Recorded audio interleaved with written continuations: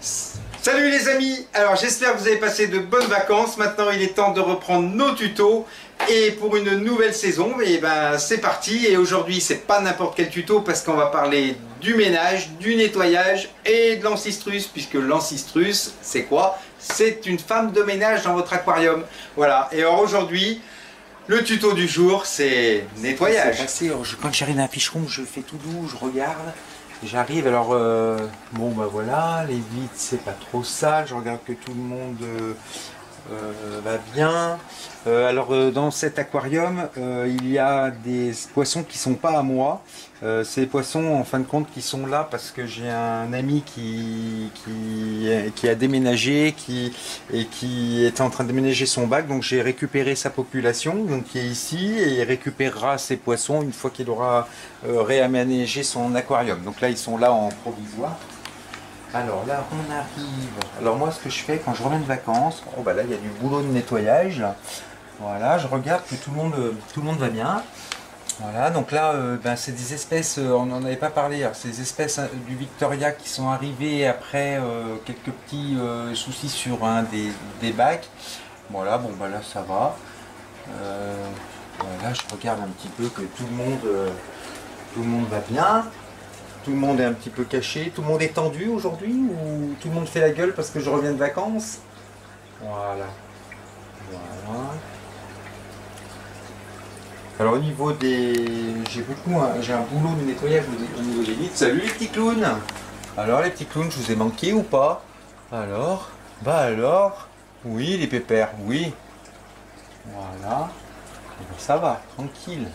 Oui, hein, c'est tranquille. Alors là pareil, j'ai le boulot de nettoyage. En fait c'est surtout les vitres. Le sable ça va. Pas trop de soucis au niveau du sable. Là pareil, j'ai un boulot au niveau des vitres. Un pépère, oui pépère. Alors, oh il y a eu des naissances là, ouais, il y a eu des bébés. Ouais, il y a des petits qui sont cachés dans les roches. Les naissances c'est pas mal. Voilà.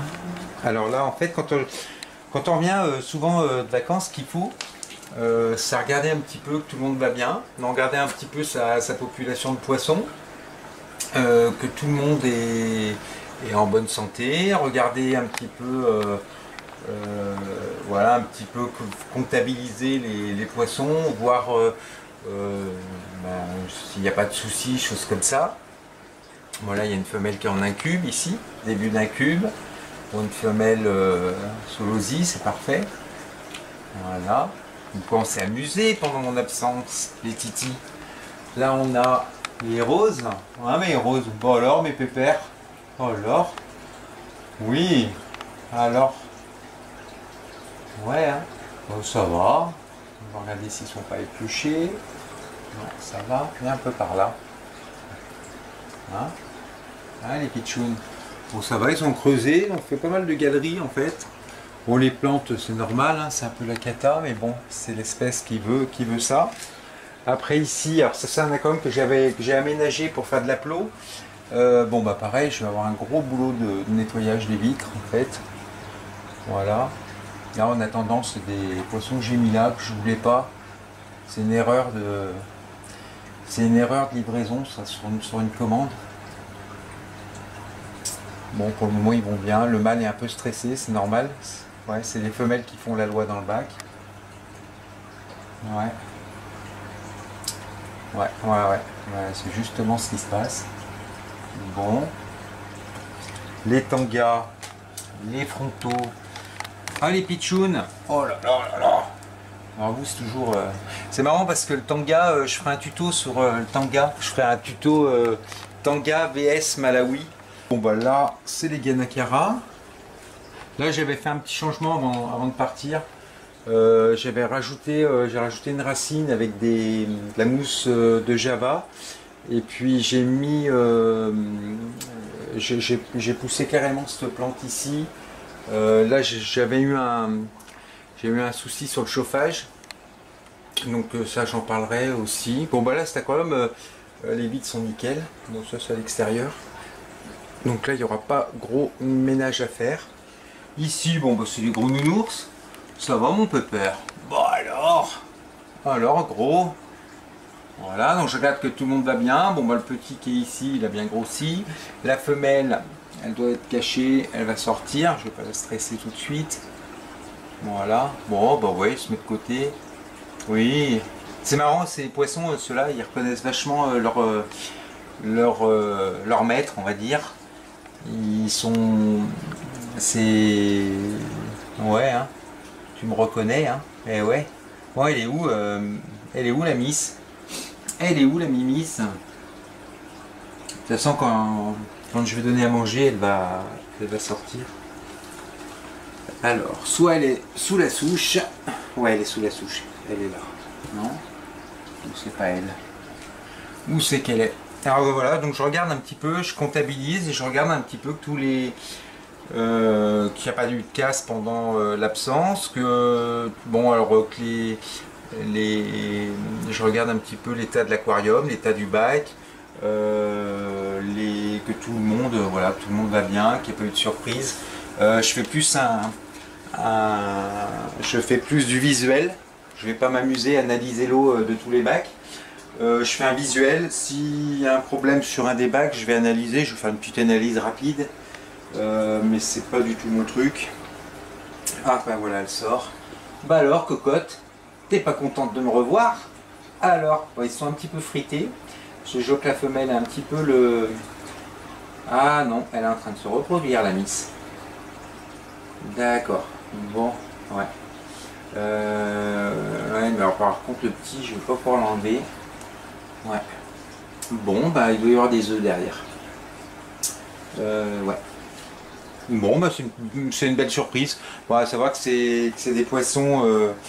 la repro qui est en train de qui est certainement en train de se faire ici, je ne vais pas la garder parce que j'ai déjà une portée de cette espèce là. D'accord. Bon bah là je vais enlever le petit. Je vois que c'est en train de... Voilà, donc là on voit il y a un combat entre la femelle et le jeune qui est ici. Donc je vais retirer le jeune. Voilà, à mon avis ça va compliquer un peu les choses si je laisse dedans. Voilà. Ouais. Bon. Donc là, le jeune qui est là, il va être magnifique. C'est du F1. Les F1 sont largement plus beaux que les sauvages dans cette espèce-là. Et je vois, il a déjà du vert sur le côté. Donc des très très belles couleurs. Il est magnifique. Ouais, le jeune là, il est splendide. Il est magnifique, magnifique. Après, je les passerai un petit peu, je les regarderai. Alors là, gros nettoyage à faire. Alors là, en fait, c'est simple, c'est mon éclairage qui doit être vachement trop près de la vitre. Parce que c'est un aquarium qui a aucun reflet, on va dire. Il n'y a aucun éclairage direct face à la vitre. Donc cette mousse-là, on voit bien, c'est de la mousse qui est très verte. Donc c'est dû à l'éclairage. Et ça, c'est dû à l'éclairage du bac. Donc à mon avis, le projo qui est au-dessus, le spot, il doit être trop incliné face à la vitre. Et c'est pour ça que j'ai ça, et surtout ici. Si j'avais un souci, par exemple dans le bac, j'aurais de la mousse ici. J'en aurais là, j'en aurais ici. Et là, c'est vraiment ciblé ici. Donc ce qui veut dire que mon spot, il est incliné contre la vitre. Donc là, bon bah c'est simple, le spot, je vais le remettre bien droit, qu'il ne soit pas contre la vitre. Bon, ça à nettoyer, je vais vous montrer comment je procède pour les vitres. Ça, c'est un aquarium que j'ai laissé en stand-by pour le refaire. Il y a celui-ci et celui-là, donc il y en a deux, voilà. Ici, bon bah c'est un gros ménage qu'il va falloir que je fasse. Et justement, bah, on va attaquer le tuto. Donc on va attaquer, on va parler un petit peu du ménage, comment je nettoie mes aquariums, comment je nettoie le sable, etc. etc. Et le tuto, c'est maintenant. Alors aujourd'hui, je vais vous parler du nettoyage des bacs. Et ça, c'est un peu la corvée en fait. Je pense que tous les aquariophiles, mais il y a disons, dans cette corvée-là, il y a quand même un truc qui est bien, c'est que le fait de mettre ses mains dans l'aquarium, et ben voilà, ça je trouve ça c'est le petit côté sympa. Donc le fait d'aller farfouiller dans son aquarium avec les mains, je trouve que c'est bien. Il suffit de se laver les mains bien sûr avant, et puis après d'aller bricoler dans son aquarium, et voilà, je trouve que c'est le côté sympa. ça élimine un petit peu ce côté corvée.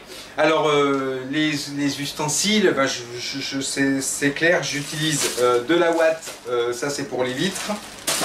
Je vais supprimer, je ne vais pas utiliser les aimants parce que si vous voulez rayer une vitre, eh ben vous utilisez n'importe quel aimant, vous allez la rayer, que ce soit du haut de gamme, du bas de gamme. Les aimants, attention, c'est vraiment... si si vous arrivez à nettoyer, on peut nettoyer ces vitres avec un aimant, il faut y aller tout doucement, choses comme ça. Mais bon, vous avez une chance sur deux de rayer votre vitre. Alors moi, ce que je fais, l'aimant, je l'utilise, mais alors vraiment, ça m'arrive d'utiliser, mais très rarement, vraiment, quand je ne peux pas faire autrement. Quand j'ai le temps, chose comme ceci, il y a deux ustensiles que je prends. C'est la petite, donc c'est pas une raclette, hein, c'est une brosse en paille d'aluminium. Donc voilà, et ça c'est pour vraiment les algues vraiment qui sont qu'on peut pas enlever avec la ouate, parce que la ouate c'est bien de l'utiliser mais si vraiment il y a des imperfections et puis sur les vitres c'est vraiment encrassé, le mieux c'est la paille. Alors j'utilise la paille pour tous les bacs du haut parce que j'ai pas des bras à rallonge, donc tous les bacs du haut je les fais avec la paille d'alu, et tout ce qui est bac plus bas où je peux mettre mes mains dedans, je prends de la ouate. Voilà, ça c'est les deux ustensiles. Bon, après vous connaissez tous le système cloche pour nettoyer le sable. Alors tout ce qui est aspirateur, choses comme ça pour nettoyer le sable, pour moi c'est de la gnognotte. J'en ai essayé plusieurs, j'ai essayé celui de JBL, j'ai essayé... voilà, pour moi c'est des ustensiles qui ça vaut 2 balles. Le mieux c'est, vous prenez 2 balles, je parle, quand je dis 2 balles, c'est au niveau de l'efficacité, on va dire, dans votre bac. Franchement, vous aurez beaucoup plus rapide et beaucoup plus efficace une cloche. Donc une cloche, quand je dis une cloche, ben, c'est le tuyau, la pompe d'amorçage.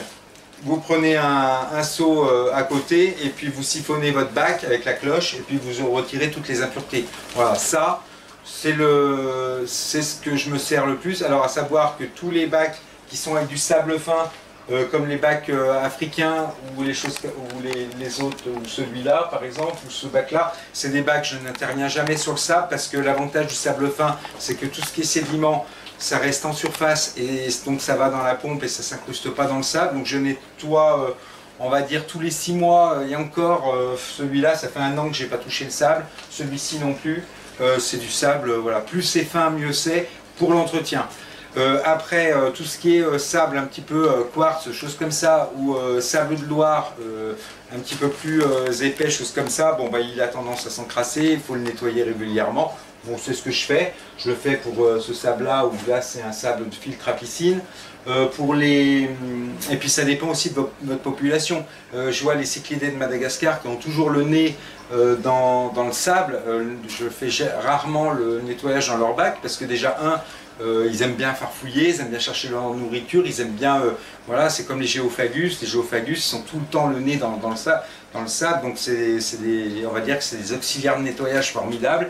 Donc ceux-là, ben voilà, c'est rare que j'intervienne sur ces bacs-là. Donc en fait cette pompe-là, je l'utilise ben, sur des bacs où j'ai pas une population qui est tout le temps le nez dans le sable, où j'ai un sable qui est un petit peu épais, et puis voilà, et puis là, bon, ben, je le fais. Mais c'est rare que j'utilise cet accessoire-là dans la fiche room. Après, alors, là, je vais vous faire une petite démo comment je procède pour les vitres. Et puis voilà, et puis je vais vous montrer un petit peu comment ça fonctionne, et c'est maintenant. Nom de Zeus! Alors, c'est parti. Alors là, j'enlève ça. Hop. Voilà. Alors, à chaque fois qu'on met les mains dans un aquarium ou qu'on intervient, ça stresse les poissons. Donc ce qu'il faut, c'est faire au plus vite, et puis pour pas trop les déranger. Mais il faut faire attention parce que les carreaux comme ça, faut donner doucement, de ne pas prendre. Alors moi, ce que je fais, je prends un petit tabouret pour être à hauteur. Je fais en sorte, hop, je vais poser ça là. Alors, je prends ma ouate, voilà, comme ceci. Voilà, je suis une petite boule comme ça. Là, alors voilà, bon, c'est marrant parce que je disais que le spot il n'était pas mis, mais pourtant il est, ouais, bizarre. Bon, il y a un peu de toile d'araignée. Hop. Alors, bien sûr, tout ce qui est électrique, hop, l'éclairage, je le tourne. On ne sait jamais qu'il n'aille pas tomber dans la com pendant que je nettoie. Voilà, j'enlève ma vitre. Mais là, il va me falloir un escabeau plus grand. Alors j'étais obligé de changer de trépied parce que du coup je pensais être à hauteur mais j'y étais pas du tout. Alors je fais ma boule comme ça, hop. Je me mets dans l'aquarium, voilà, et là, voilà, je fais comme ça. Je fais des petits ronds en fait, tranquille. Voilà, quand j'arrive vers le sable, je me méfie de toujours pas prendre un grain avec la ouate, hein, autrement, bonjour la vitre. Alors ce qu'on peut faire, alors, tout ce qui est impureté là qui tombe dans l'aquarium, c'est pas grave, ça va être récupéré par la pompe, donc pas de souci. Voilà. Là, ce que je vais faire, j'ai enlevé un peu. Là, je vais récupérer. Hop. Ce que je vais faire, je vais enlever un peu le sable comme ça. Voilà, pour pas aller rayer une vitre. Je peux même le faire, par exemple. Bon, ah non, à la main, je pensais le faire, mais non. Voilà, donc là, j'enlève ici, j'enlève là. Voilà, comme ça. Je suis sûr de ne pas rayer un carreau, parce que ça c'est chiant quand on raye un bac, voilà, tout quand voilà, puis je fais comme ça, voilà. Hop. Donc je fais attention de voilà que ce soit super, voilà. Donc ça comme là c'est surtout les vitres en fait, voilà. Sur le dernier tuto je disais quand on part en vacances. Il faut toujours que les poissons aient à manger quand on les laisse jeûner.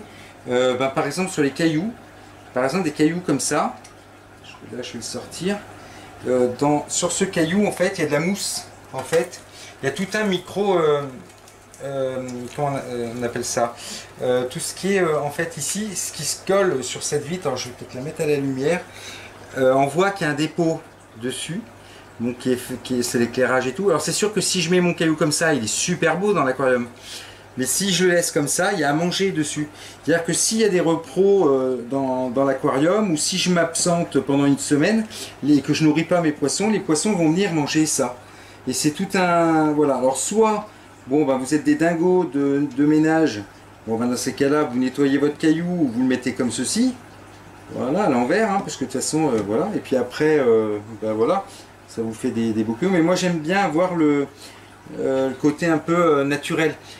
Disons que quand on regarde dans les rivières, les choses comme ça, vous pouvez mettre vos mains, ça ne sera pas des cailloux qui vont être propres, ça va être des cailloux lisses. Et il y a des fois, même quand on est pieds nus et puis qu'on marche sur des galets, on se casse même la margoulette à cause de cette mousse. Et moi j'aime que justement qu'il y ait cette mousse là. Et j'ai remarqué bon là c'est un bac avec des Nicaragans. Quand ils reproduisent, les touchetis, les bébés, ils mangent justement cette mousse, et moi ça m'évite de faire un élevage d'artémia, autre chose comme ça, parce que c'est leur première nourriture. Ils vont se nourrir justement sur cette espèce de petite, un petit peu cette mousse qui s'est déposée ici, et c'est pour ça que je laisse ces cailloux comme ça. Après bon, chacun est libre.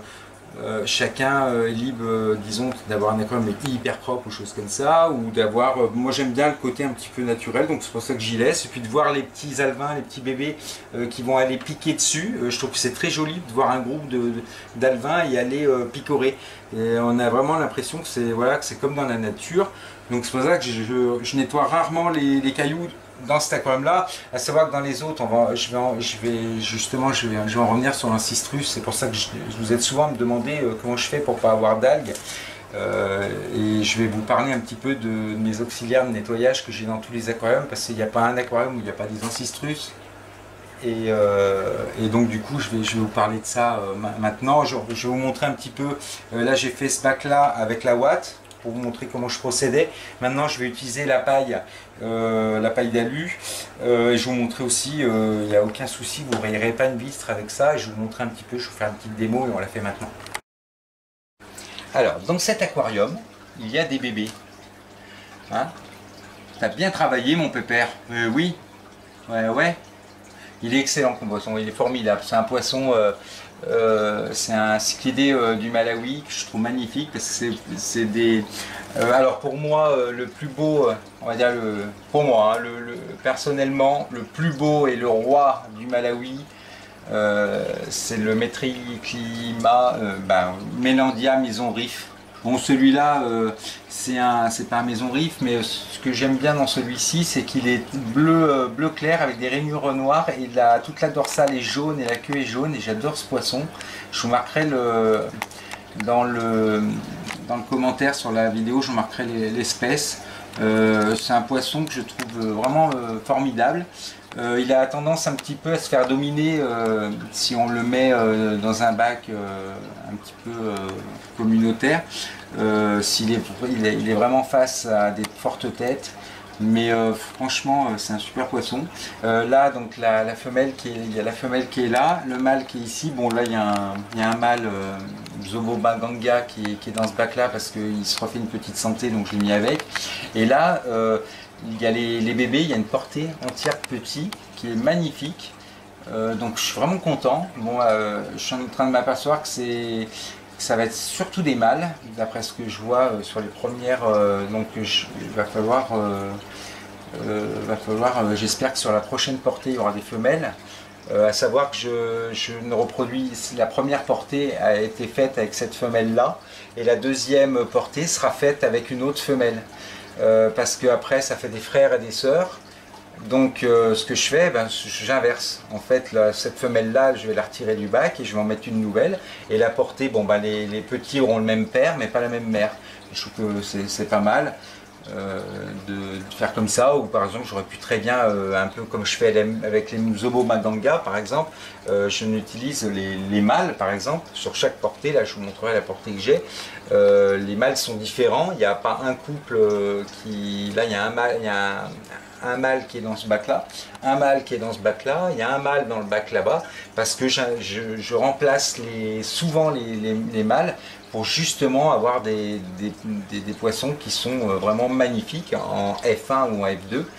Donc je fais en sorte vraiment que les poissons soient vraiment qu'il n'y ait pas de consanguinité et avoir vraiment du très très beau poisson.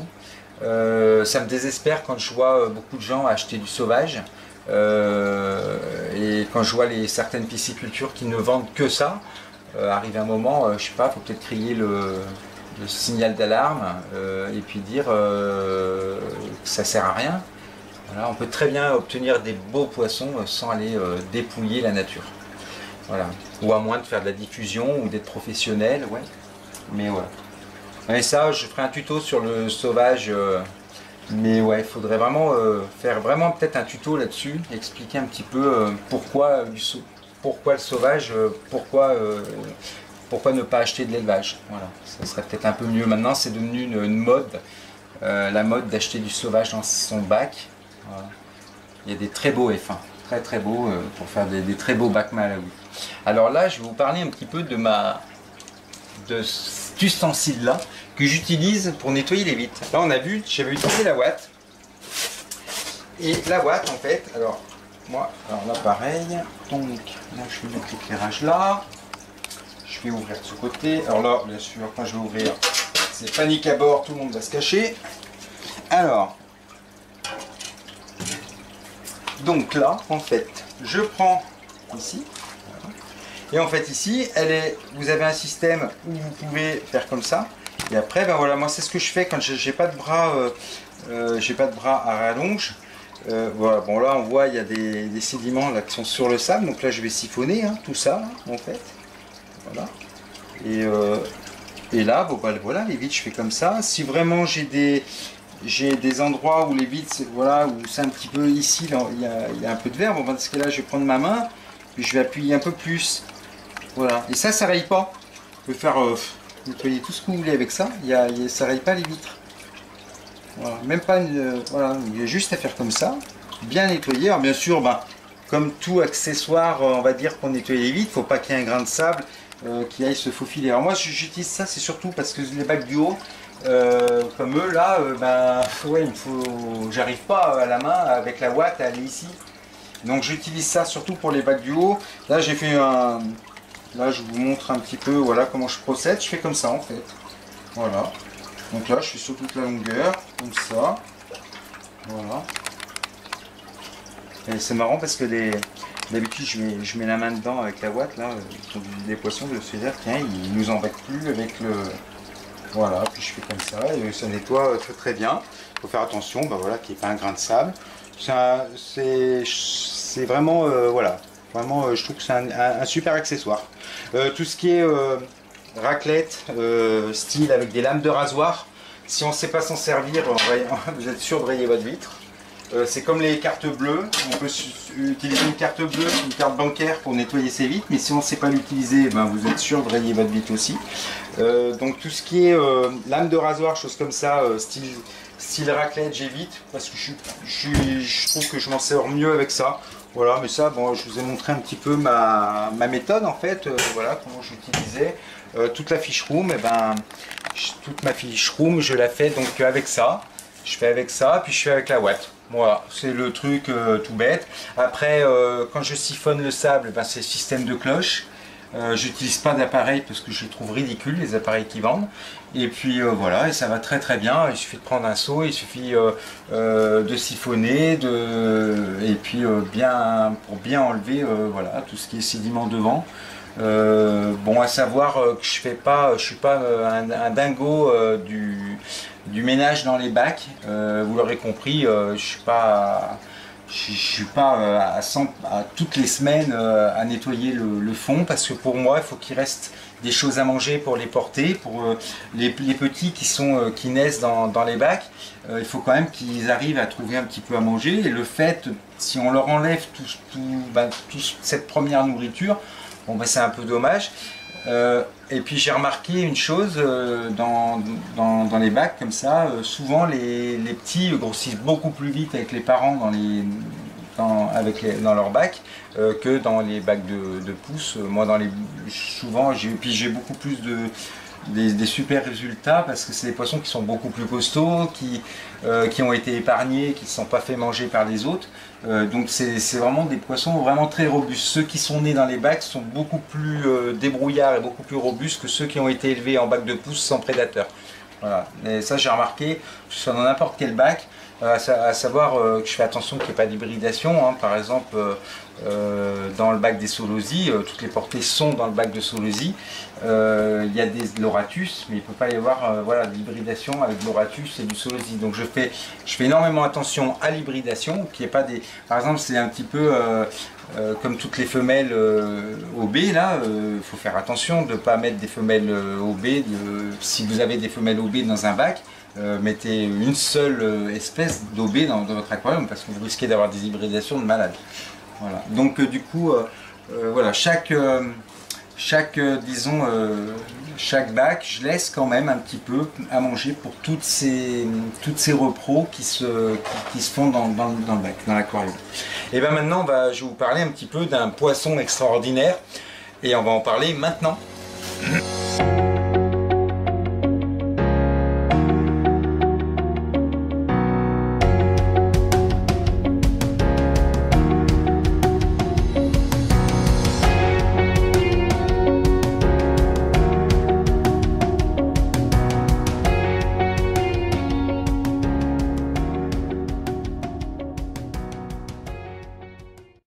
Alors, avant de parler de mon auxiliaire de ménage qui est sensationnel dans la fiche room et de faire un petit peu la pub de ce poisson, j'avais complètement oublié. En fait, quand on revient de vacances, ou même quand on revient pas de vacances, quand on a un problème d'algues sur son aquarium, il faut vachement remarquer, en fait, faut essayer de faire, en fait, regarder ce que c'est comme algues.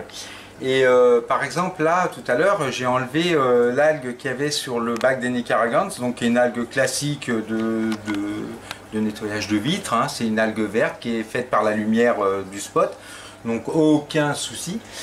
Et il y a les algues brunes, les choses comme ça aussi qui interviennent dans les bacs, et il y a les algues filamenteuses aussi qui arrivent. Et en fait, il faut vachement les dissocier en fait. Quand on arrive pour nettoyer son aquarium, par exemple là, et justement, c'est bien que cet aquarium-là, il y a un petit souci. Ça va me permettre un petit peu de vous expliquer un petit peu comment ça se passe. C'est-à-dire que là, par exemple, ici, on a, alors je ne sais pas si on va voir sur la vidéo ici, on a une algue verte, donc qui est une algue qui est tout à fait normale pour un aquarium, qui se dépose aussi bien sur les cailloux que sur les vitres. Donc il y en a sur les racines, il y en a sur les vitres ici, et ces vitres, ben, cette algue-là, je l'enlève avec la ouate ou avec ma paille d'alu. Donc là, ou paille de fer, je ne sais pas si c'est de l'aluminium ou du fer dedans. Et donc du coup, c'est une algue classique qui est voilà, qui est normale dans un aquarium, et au contraire, quand il y a cette mousse là, ça veut dire que votre aquarium il est en super santé. Alors moi, tout ce qui est mousse verte qui pousse comme ça sur les cailloux, je la laisse parce que je trouve que ça fait très naturel. Donc je vais retirer celle qui est sur la vitre. Ici, sur cette branche, ça me plaît pas, mais au lieu de... Donc je pourrais très bien l'enlever, il suffit que je brosse un petit peu la racine, mais ce que je veux faire, je veux mettre de la mousse de java. Donc je vais mettre une mousse de java par-dessus, elle va prendre elle va prendre le dessus sur cette mousse verte.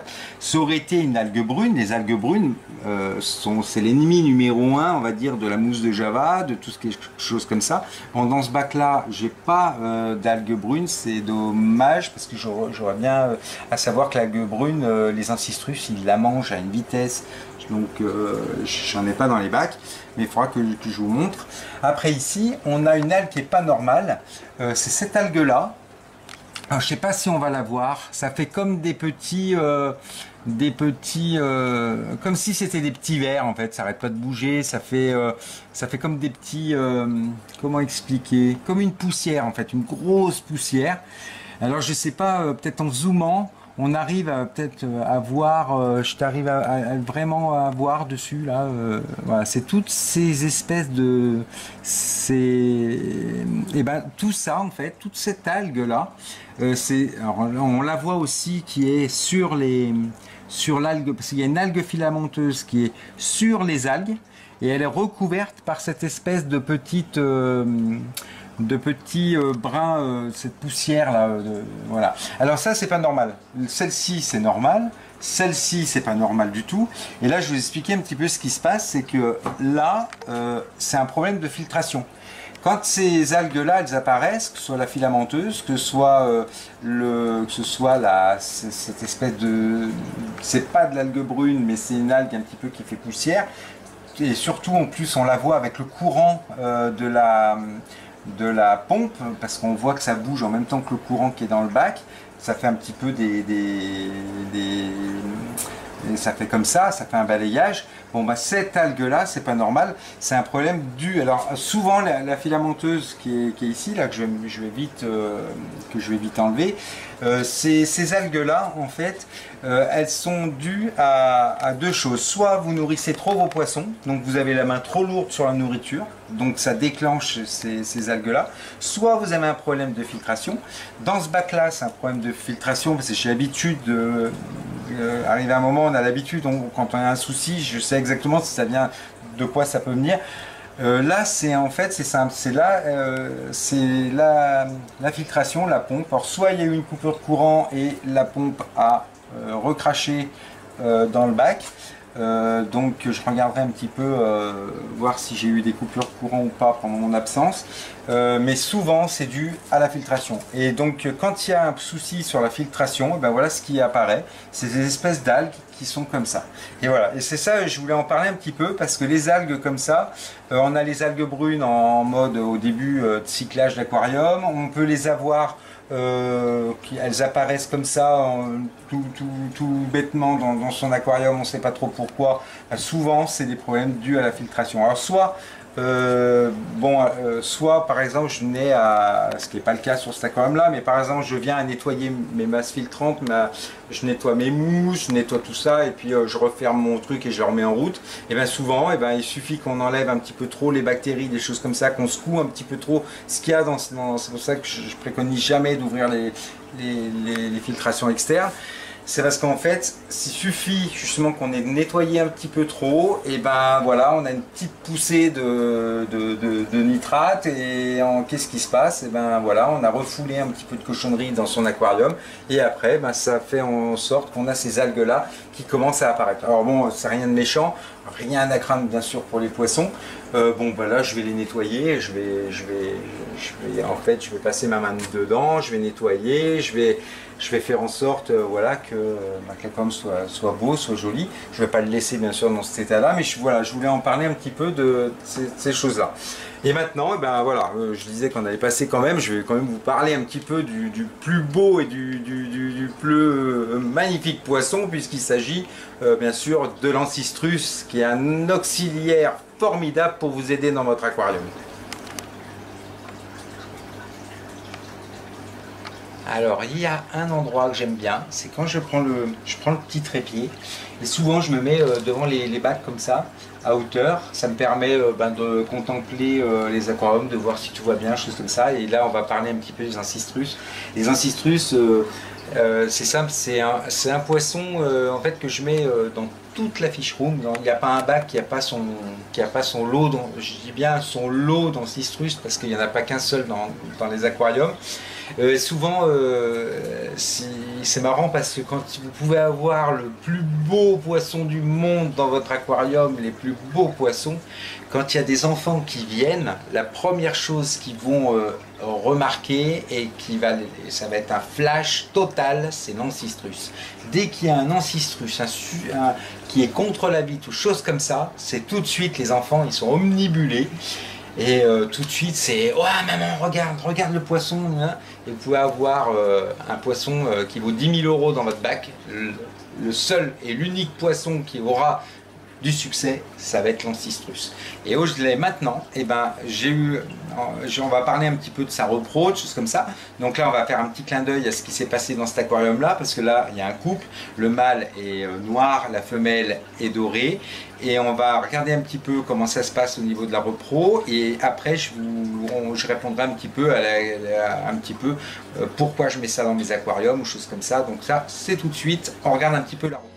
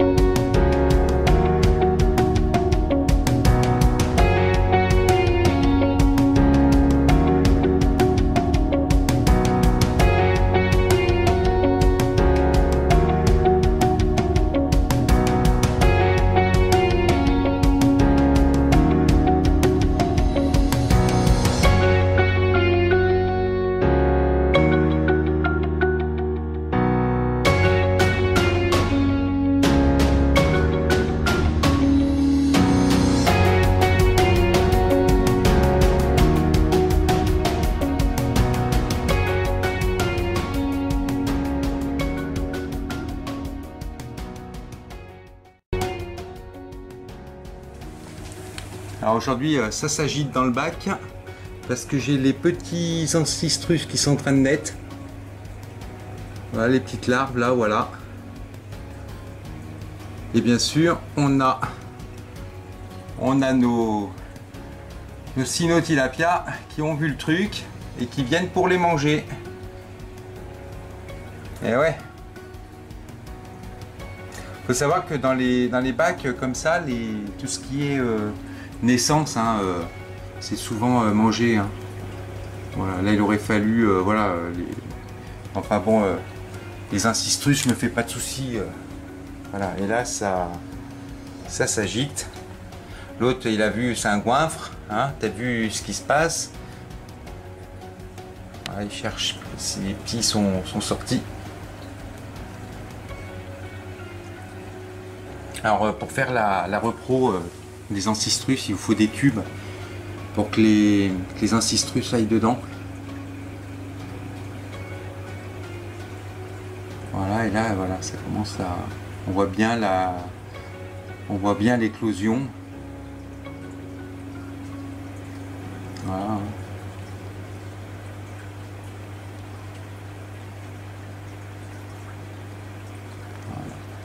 Alors bon, alors ça c'est le mâle, hein. Donc c'est le mâle qui veille donc aux œufs. Donc le mâle il se met justement de façon à ce que les autres ne puissent pas venir les manger. Voilà, Il s'est mis à l'entrée de la grotte. Voilà. Et on a notre sino, hein, toujours. Voilà. Il sait qu'il y a de la bouffe là. C'est pour ça que tu n'auras pas de repas ce soir, toi. Ça, c'est clair.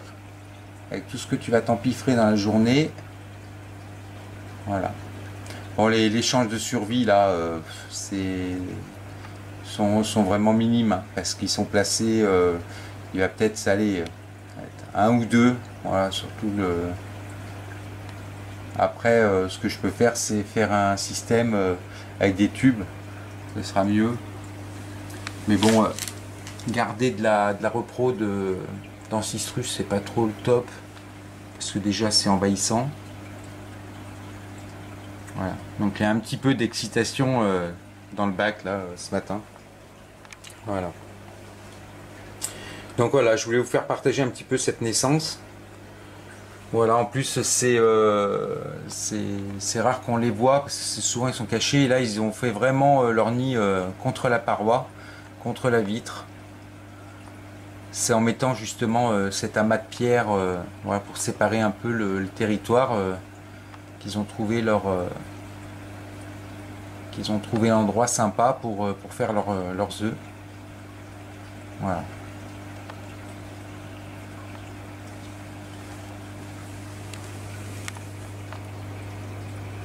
Alors bon, dommage, les carreaux qui sont pas top. On va essayer d'élargir, de zoomer au maximum. Voilà.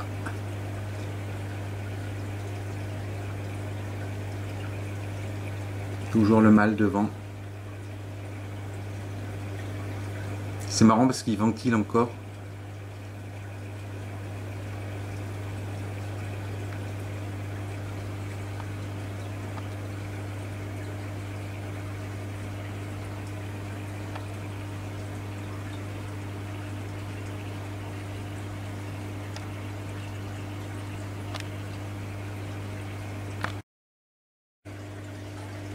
Alors il y a le mâle qui est toujours avec la portée. Alors là en fait ce qui se passe c'est que les œufs ont éclos. Donc je sais pas si on arrive à bien voir sur la vidéo. Mais là on a une portée avec bien sûr comme le mâle est noir et la femelle est jaune. Dedans on a des jaunes et des noirs. Alors c'est un peu comme les portées de chiens. Quand il y a un blanc et un noir, de temps en temps il y a des... Soit ils sont tous de la même couleur, voilà, mais... Allez, sors un peu d'ici que j'arrive à filmer. Non, il veut pas. Allez. Ah bon, désolé pour la qualité de l'image. Ils sont sous une roche et c'est pas évident à filmer. Et la vitre est pas top parce que elle est sale du côté de la colonne. Alors là, on voit les petits noirs là qui sont juste en dessous de la pierre. Voilà. Et il y a les petits jaunes. Voilà, qui sont ici. Alors pour le moment, ils sont pas trop accessibles par rapport aux autres poissons, donc à la rigueur, ça va peut-être, c'est peut-être une portée qui va être un petit peu. Il y aura peut-être des survivants sur celle-ci, donc c'est peut-être pas mal.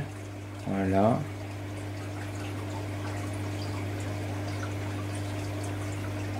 On voit bien les petits qui sont là. Voilà. Les petits noirs, les petits jaunes. Et ben voilà. Voilà. Oui, t'as bien bossé, hein. Ouais, parce que c'est le mâle qui ventile et qui surveille les œufs. Donc la femelle, elle les pompe, puis après, elle s'en va.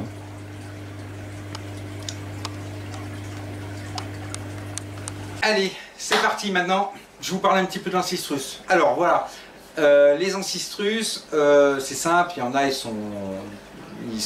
il y a en surpopulation d'ancistrus, mais c'est simple. Si vous les faites en surpopulation d'ancistrus, qu'est-ce que vous faites? Vous mettez que des mâles ou que des femelles. Ils ne pourront pas se reproduire. Après, moi, j'utilise les ancistrus parce que je trouve que c'est formidable. Vous êtes en début de cyclage, par exemple, vous avez une algue brune, vous mettez un ancistrus, allez hop, plus d'algues brunes. Vous avez un... après, au niveau des nettoyages des carreaux, non, c'est pas du tout si un ancistrus vient sur les vitres, choses comme ça, non. Mais pour nettoyer le moindre caillou, le moindre chose, Voilà, et vous êtes souvent à me demander pourquoi j'ai pas d'algues, pourquoi j'ai pas ci, pourquoi j'ai pas ça dans mes aquariums, parce que j'ai des ancistrus dans tous les bacs, dans tous les biotopes, que ce soit de l'amazonien, que ce soit dans les africains, il n'y a pas un biotope qui n'a pas ses ancistrus. Après au niveau, l'ancistrus c'est un poisson qui va pas du tout vous faire de mal du tout à votre population. C'est pas un prédateur, c'est pas du tout un poisson qui va vous tuer des poissons, des choses comme ça. Après, si vous avez des poissons vous avez peur que votre ancistrus se fasse éliminer par les poissons de votre aquarium, c'est très rare qui se fasse. Généralement, les ancistrus ne se font pas attaquer à taille adulte, ils se font attaquer quand ils sont tout petits ou choses comme ça. Donc si vous décidez de mettre des ancistrus, alors mettez pour le mieux de mettre les ancistrus, c'est surtout de les mettre à petite taille, pas trop petits, mais pas trop gros, parce que les adultes ne font plus le job. Et on est bien d'accord que l'ancistrus, s'il est dans un bac, c'est pour travailler, pour éliminer des algues, et plus ils sont gros, moins ils mangent. Donc le mieux, c'est de mettre des ancistrus qui sont pas trop vieux, pas trop jeunes pour qu'ils ne se fassent pas manger, voilà, une taille assez raisonnable, voilà, pour pas qu'ils servent de festin, et vous verrez, ils vont faire un travail formidable dans votre aquarium. Donc c'est un poisson qu'il faut. Après de dire ah ben ça fait pas partie du même biotope et tatati et tatata, à savoir que la plupart des plantes que vous mettez dans un aquarium ne font pas partie du biotope de votre aquarium. Donc dans ces cas-là, supprimez toutes vos plantes. Alors quel aquarium pour un ancistrus? Eh ben, l'aquarium, le minimum pour un ancistrus, eh ben, allez, on va dire 50 litres, largement suffisant pour un ancistrus. Donc 50 litres, voilà, on dit 50 litres par poisson, c'est parfait. Donc du coup, pour un ancistrus, l'aquarium ancistrus, c'est tous les biotopes et c'est 50 litres au minimum. Quelle température pour un ancistrus? L'ancistrus au niveau température, c'est simple. C'est un poisson qui peut vivre largement à des températures de 18 degrés, voire un peu moins, bon jamais trop testé, mais 18 c'est sûr, jusqu'à 30 degrés. L'ancistrus, les températures, ça lui fait pas peur, qu'elle soit en haut ou qu'elle soit en bas. Vous pouvez mettre ça par exemple, vous pouvez très bien mettre un ancistrus dans un aquarium avec des poissons rouges, dans un bac d'eau froide. Quelle différence entre un pléco et un ancistrus? Eh ben, c'est très simple, l'ancistrus il ne dépassera jamais les 10 cm, et tandis que le pléco, lui, il va devenir à taille XXL, énorme. Et alors il y a un inconvénient avec le pléco, c'est que le pléco est un pollueur, l'ancistrus ne l'est pas. Voilà, la différence c'est qu'on a deux poissons qui sont à taille différente, qui sont essentiellement identiques au niveau visuel, mais voilà, il y en a un qui pollue, il y en a un qui pollue pas, il y en a un qui, voilà, vous l'aurez compris, la différence c'est surtout une différence de taille. Comment nourrir les ancistrus? Eh bien c'est simple, dans votre aquarium il ne faut pas lui donner à manger, surtout pas de nourriture de fond pour poissons de fond. Si vous commencez à donner à manger à votre ancistrus, eh ben c'est simple, déjà la nourriture que vous lui donnez risque de polluer votre aquarium, mais deux, en plus, il ne fera plus le job. Le job d'un ancistrus, c'est quoi? C'est de manger tout ce que les autres poissons ne mangent pas, c'est de manger les algues, les démarrages d'algues brunes dans votre aquarium, c'est de manger un petit peu tout ce qui est algues indésirables. Pourquoi un ancistrus se cache? Ben c'est normal, c'est un poisson qui vit que la nuit, jamais le jour. Donc la journée, votre ancistrus ne quittera pas, disons, les rochers ou les racines, et bien sûr, vous l'aurez compris, il faut un décor où votre ancistrus pourra se cacher. Comment avoir des bébés ancistrus dans son aquarium? Eh ben, c'est très simple, il vous suffit un petit tube de PVC ou un tube, maintenant ils en vendent dans le commerce pour tous les lots de caridés. C'est simple, vous mettez le tube, votre ancistrus, le mâle, va venir, la femelle va venir pondre, et en fait le rituel un petit peu de la reproduction, tout se passe dans ce tube. Donc si vous avez un tube, les œufs seront protégés par soit l'un soit par l'autre, et les petits, bon ben, le mieux c'est de les reproduire dans des bacs spécifiques, parce que la plupart du temps vos ancistrus se feront manger par les autres poissons du bac communautaire. Si vous ne voulez pas avoir trop de repos dans votre aquarium à cause des ancistrus, et ben, faites le choix, vous mettez soit des mâles soit des femelles. Comment on reconnaît un mâle d'une femelle? Eh bien c'est simple, le mâle a des moustaches, vraiment des gros pics sur le nez, et la femelle n'a pas ces espèces de gros pics, voilà. Donc en fait on reconnaît un mâle d'une femelle grâce à ça. Si vous voyez un ancistrus et qu'il n'y a pas de gros cheveux sur le museau, ça veut dire que c'est une femelle. S'il a plein de barbillons au-dessus, eh bien ça veut dire que c'est un mâle, voilà. À quel moment on peut mettre un ancistrus dans son aquarium? Alors, un aquarium, si votre aquarium, il faut qu'il y ait à manger dans votre aquarium, parce que c'est un poisson qui sort la nuit, c'est un poisson qui est un glouton, qui a besoin de manger. S'il arrive dans un aquarium qui est trop propre, qui vient d'être mis il y a quelques semaines, votre ancistrus, bien sûr, il n'aura pas à manger. Alors généralement, on met un ancistrus au démarrage d'un cyclage, donc ça veut dire qu'au moment où les algues brunes vont commencer à faire leur apparition, tout ce qui est algues indésirables, dès que vous voyez une algue indésirable ou chose comme ça, où votre cyclage commence à prendre forme et qu'il y a des choses en fait dans votre bac qui commencent à bouger et que ça va donner de la nourriture à votre ancistrus, c'est le moment de le mettre. Et c'est là où il fera le job. Un ancistrus peut-il manger de la cyanobactérie? Non, c'est pas du tout son alimentation, et c'est pas parce que vous aurez une base de cyanobactéries dans votre aquarium que vous pourrez que votre ancistrus mangera cette cyano. Au même titre que l'algue filamentreuse, c'est pas du tout son régime alimentaire, il ne mangera pas ces deux algues-là. La cyanobactérie et l'algue filamenteuse ne sont pas mangées par les ancistrus. Et pour finir, une dernière petite question, combien d'ancistrus il me faut dans mon aquarium pour justement que je n'ai aucun souci, que je n'ai plus d'algues, voilà, choses comme ça. À savoir qu'il y a un avantage et un inconvénient.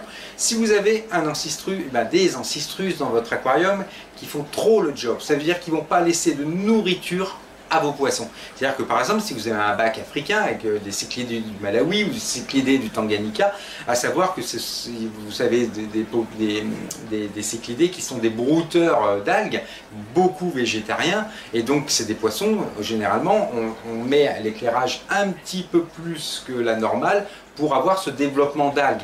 Si on a ce développement d'algues sur les cailloux, c'est de la nourriture pour vos cyclidés du Malawi ou du Tanga ou tout ce qui est...